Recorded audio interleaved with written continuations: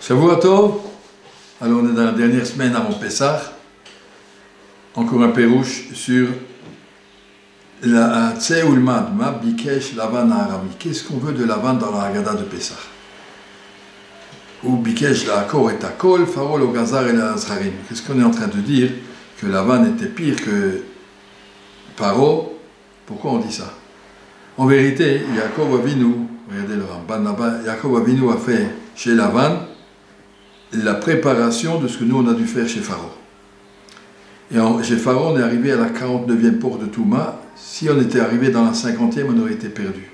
La 50e, c'est celle que Lavan, Yaakov a dû affronter chez Lavan. La 50e, c'est la porte du Sheker. Lavan était un Ramaï, un Rami, un tricheur, un menteur.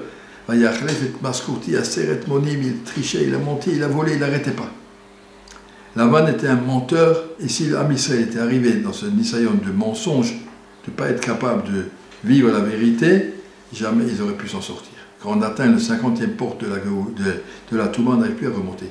Quelqu'un qui ment, même si tu lui fais, il prend une résolution, mais il ne la tiendra pas. Si on veut progresser de la 49e à la 48e à la 47e, monter progressivement, c'est parce que tu as assumé une certaine vérité, tu es capable d'assumer, même si elle est basse. On est en 47, on arrive au 46, on arrive, peu à peu on grandit. Si Yaakov n'avait pas fait rentrer dans l'âme Israël cette midat à émettre, titen émettre le Yaakov, de tenir de façon totale, je ne triche pas avec moi-même, on n'aurait pas pu sortir d'Égypte. La première condition pour pouvoir sortir de Mitzrayim, c'est qu'on n'ait pas atteint cette Touma qui s'appelle le Sheker. Quelqu'un qui bluffe avec soi-même et avec les autres, et qui vit pour les autres, qui ne vit pas pour le émettre, il n'arrivera pas à s'en sortir. La première chose, c'est d'être honnête avec soi-même. Ça, c'est la Yutzia que Yaakov avait nous a mis dans notre Neshama, une sincérité, une honnêteté, ne triche pas. C'est vrai que j'ai mes faiblesses. Je suis paresseux, je suis coléreux, je suis orgueilleux, je suis jaloux, toutes les choses, mais tout ça, on peut s'en sortir, à condition que tu sois sincère. Ah, ça, c'est ce que Haggadah nous raconte. Yaakov s'est battu avec Lavan pour faire rentrer dans l'âme Israël cette midat titen et mettre le Yaakov. Ne pas tricher. Après ça, on arrivera à grandir et bien mettre le soir du Seder, on grandit. Si on regarde peu à peu, regardez comme les Sfarim disent, quels simanim on fait. La matzah, le maror, ce qu'on dit dans le manishtana, et aussi on trempe et on s'assoit sur des fauteuils. Se tremper, s'asseoir sur le fauteuil, ça correspond à la richesse. On pourrait faire des autres choses de richesse, montrer la grandeur.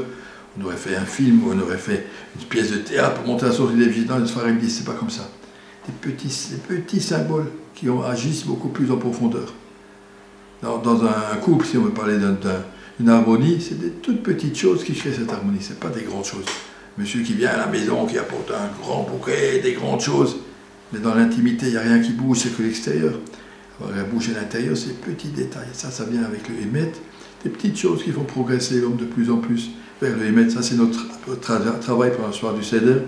Qu'on arrive au Seder en commençant à zéro et quand on termine le Seder à une nouvelle madriga, une libération. Pessah, on saute, on arrive à un nouvel endroit. Pesat Hashem, que ce Pessah nous amène la Géoula.